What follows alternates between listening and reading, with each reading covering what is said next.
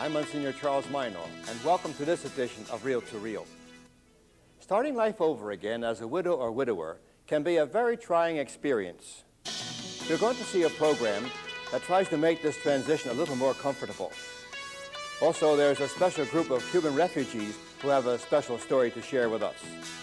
Our short subjects will include a talk with Father Mike Manning from Los Angeles and a visit to St. Louis Cathedral. Losing a spouse is a devastating experience.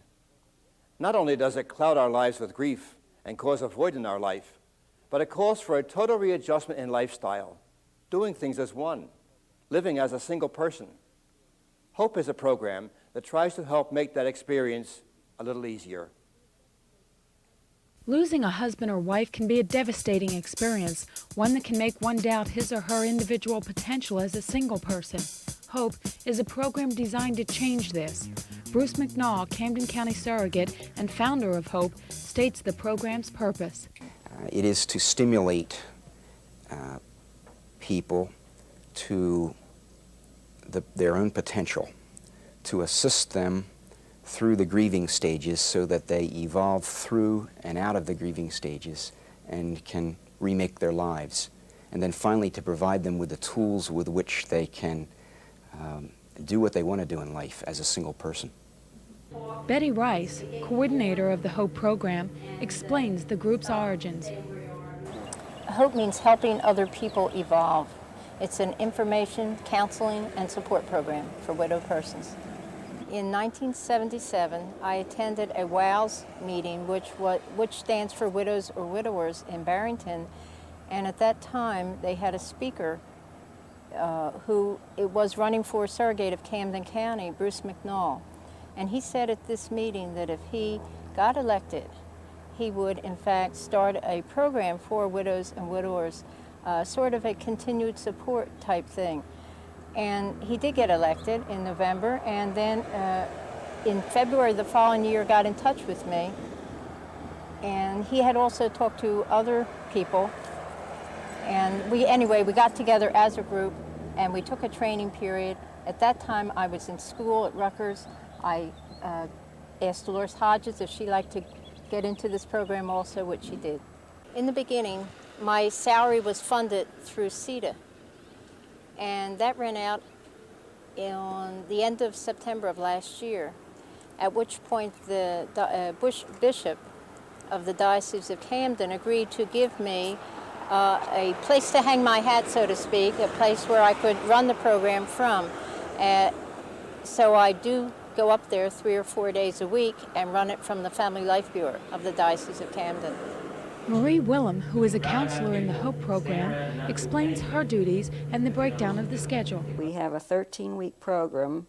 The first 4 weeks are sessions involving inheritance tax in one session. We have speakers speaking about inheritance tax. A second session may be on Social Security, another on insurance and investments. Going into the second session would be our dealing with grief, our changing lifestyles, matters along that line. Going into the third session would be looking to the future and setting goals for the future. We don't always have the exact same schedule. We change sometimes from one session to another. There's a short training session for the counselors, and I attend the meetings, every one that I can attend. We're there to be able to help on a one-to-one basis if any of the participants wish to speak to any of the counselors. We make phone calls if there are those people we feel need some help during the week.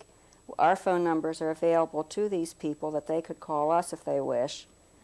And we help Betty in preparing programs, and we help her out at the particular sessions. I've spoken at several of the meetings. Ann Howen talks about the social aspect of the Hope program and how friendships have developed among the program members. It isn't established as a social outlet, but what it does do, it's many of the women, or the men for that matter, there are a few men who are coming, really have the feeling that there isn't anyone else around, and friendships are made, and they do arrange various things. And I know many of the people have been coming for much longer than just the the 3 months, the 3 month period. I mean, you make friends, and usually even after the meeting, why, of course, where we go, Echelon Mall, why, or Echelon, the library, why the mall is that close, and many get together or go shopping like that. And it is social in that way. On a recent Tuesday morning, 2 paramedics from West Jersey Hospital demonstrated various life-saving techniques, including the Heimlich maneuver used to aid choke Hold your victims. fist. It doesn't matter right or left. Take your opposite hand, grab onto it, and pull in and up a couple times.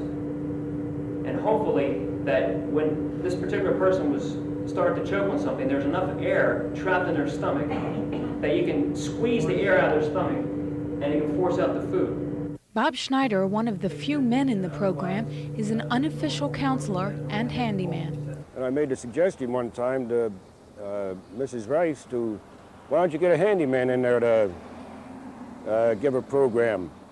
So I got elected, nominated, appointed, and teach them simple things like how to change a faucet washer, or how to shut the electricity off, or how to, just simple things that that their husbands did everything.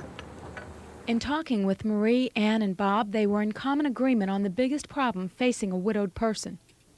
I think the biggest problem, and I'm not the only one in this category, is loneliness. Dealing with loneliness seems to be the biggest problem.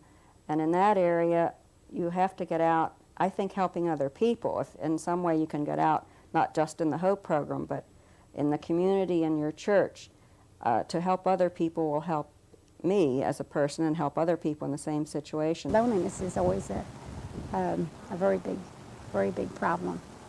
But as far as the program itself is concerned, why, just this past week we had discussion groups where everyone just sort of sit around and talk. And oftentimes you can, as I say, you often come home with something that can be very helpful just through someone else's experience. I believe it was Betty Rice asked the question, what is your biggest problem? And in unison they answered loneliness. It was unrehearsed, and that's how people feel, and this gives them a feeling of getting together to overcome some of the loneliness. It is obvious the HOPE program has been successful. Bruce McNall offers these thoughts in summation. We sat down and tried to define what kind of service could be provided that would be truly helpful to these people, that would go beyond the paperwork and the legalities. And HOPE is what we came up with.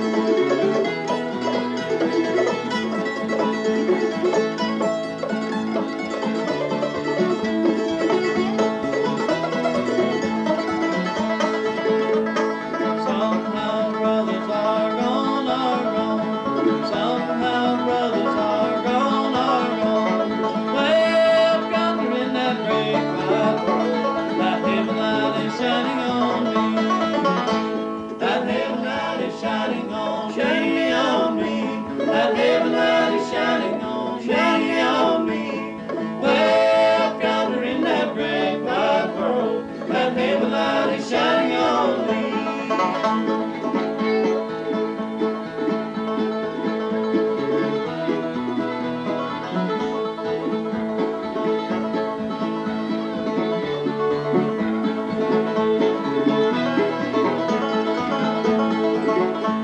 That heaven light is shining on me. That heaven light is shining on me.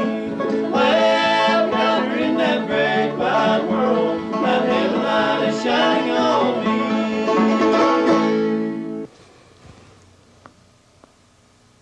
Hello, I'm Father Mike Manning. Pentecost Sunday must have been a very strange experience for that 120 people in the upper room. They knew Jesus for up to 3 years. They'd lived with him, walked with him, and you'd think that that would be enough now to drive them on to great things in spreading his name. But somehow it wasn't enough. Somehow they had everything in their head, but it wasn't enough to touch their heart and to touch their whole being. And then something happened in that room. The evangelist tells us it was something like a fire. No, it was something like an earthquake. No, it was something like a large sound that suddenly boomed, not only in the room, but boomed in their lives, and suddenly they were turned upside down with a desire now not to just know Jesus in their head, but now to be able to share the love that he had in their hearts with as many people as they could. And now they open the doors and run out and start preaching Jesus to other people. That's what it has to be when we call ourselves Christians. Not people who are saying, well, how far can I go? How many times can I do this without committing a sin? Or how many times can I do that without committing a sin? No, it has to be now a deep conviction of love of Jesus that we've got to share with others. What kind of a love relationship is it if you're doing things in a marriage just because society says you do them and you stay together and you act this way? Love has to be more than that. It has to be a fire, it has to be a sound, it has to be an earthquake that turns us totally upside down with a desire to share him with others.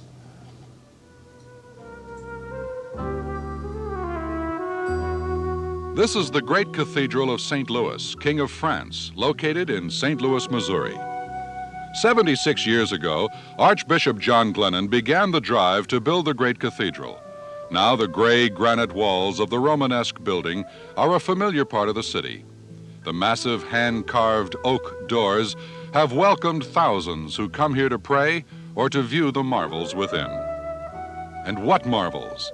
The interior is literally covered with mosaics.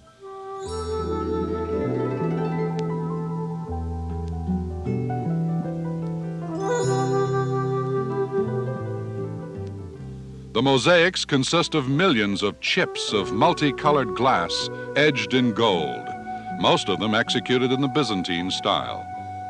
They show the events in salvation history recorded in the Old and New Testaments. They also depict the men and women who have professed the faith all around the world.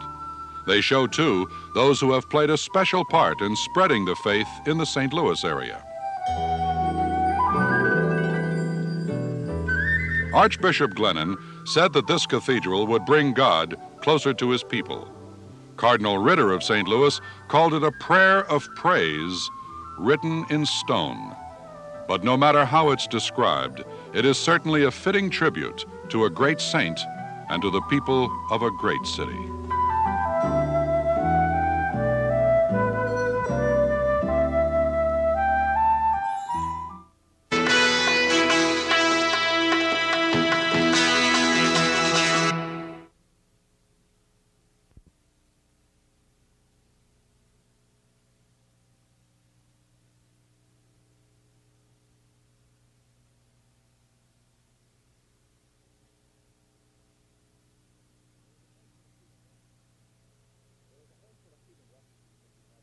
There is a handful of Cuban refugees in the United States who have a very special problem. They are boys who, for some reason or another, find themselves in this country without their families or their guardians. For the past 15 years, Father Brian Willis has been caring for their needs.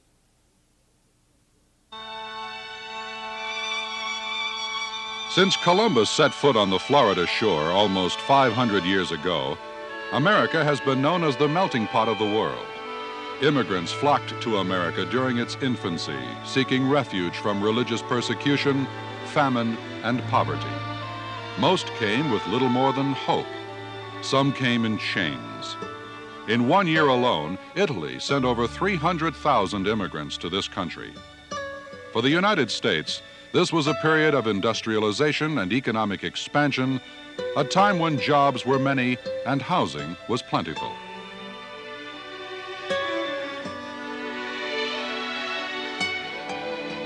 In April of 1980, a ragtag band of some 1,500 boats arrived on the shore of Key West and Miami, Florida. Similar to the treatment of immigrants in our country's history, the Cuban and Haitian refugees now faced heavy opposition. A very unprepared community, few jobs, and very little housing. They rode the Freedom Flotilla.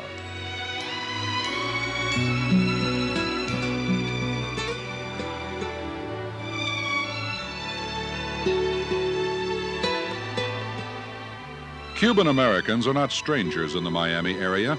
20 years ago, when the first Cuban refugees left Castro's regime, they settled not far from the downtown area in a community now referred to as Little Havana.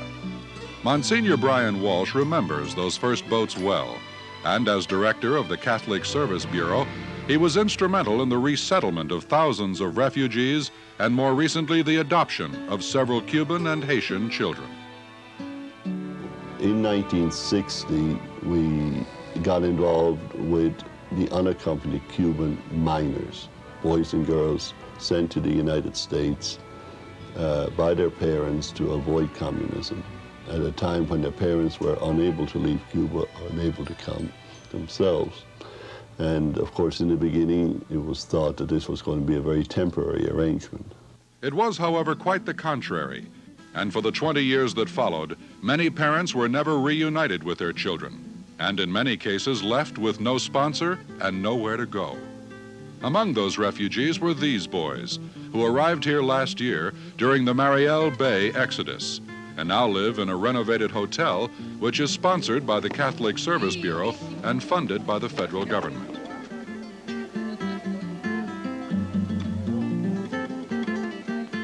Most of these boys are now applicants for Cuban entrants, which is a new classification created by the Carter administration to handle the tremendous influx of Cuban and Haitian refugees. They all have hopes of becoming American citizens within 5 years. However tranquil it may seem, their adjustment into society will not be easy. The adjustment of those boys who are here against their will is quite difficult. They would like to go back to Cuba. They have greater difficulty in dealing with homesickness, and it's a problem that at the present time we have no solution to, because we think the kids should be with their parents, and we think the Cuban government certainly violated, all decency and human rights and everything else in forcibly separating an adolescent from his family. To keep him from leaving Cuba, Sergio Martinez was told that black people were very mistreated. In his limited exposure to American culture, he has found quite a different story and feels very fortunate to be back in school and in a learning environment. We live a very normal home life, I think. They come home from school about 3 in the afternoon. Generally speaking, in the afternoon, they relax. They play some sports. We have a basketball court. We have a swimming pool. They're very fond of music. This is an extraordinary phenomenon. I think the transistor radio and the tape player is the 2 most important things in their lives. The other thing that we've noticed about them is a great interest in roller skating, and the great ambition is to own a pair of roller skates. They're now getting over this, and they're beginning to talk about getting driver's licenses and want to get cars. Their escape from Cuba is still fresh in their minds, and with that, the memory of Castro's Cuba. Mario Ocho speaks of a Cuba with no freedoms and despicable poverty. He says that here in America, you have so many freedoms. If you were to disagree with the government openly in Cuba, you would be thrown in jail.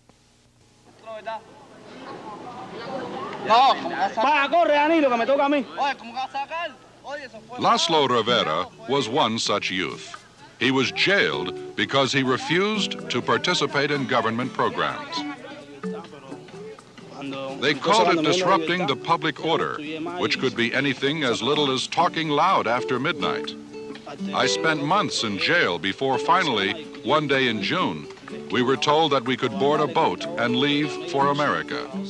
I felt this was freedom at last. There is no one story. We have had a boy 2 years ago who got a scholarship to Brandeis and the university and is doing extremely well.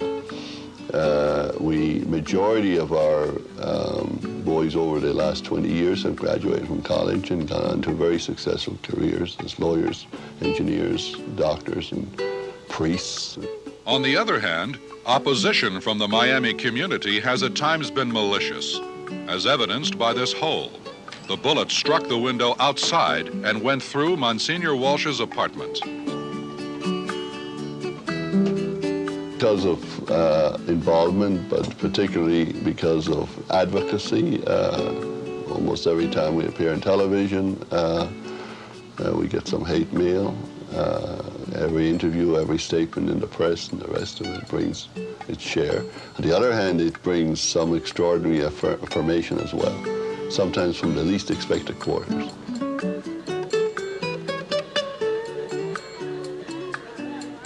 These boys are members of a group of immigrants who may prove to be a success story. But they are certainly not the last to seek political asylum in the United States. There's no question in my mind that an episode similar to Mariel could reoccur. I think the question of refugees in the Caribbean is going to continue, no matter which way the political trend in the Caribbean goes. If it goes to the right, then we will have leftist refugees. If it goes to the left, we will have rightist refugees. These boys are indeed grateful for the opportunity to become productive citizens.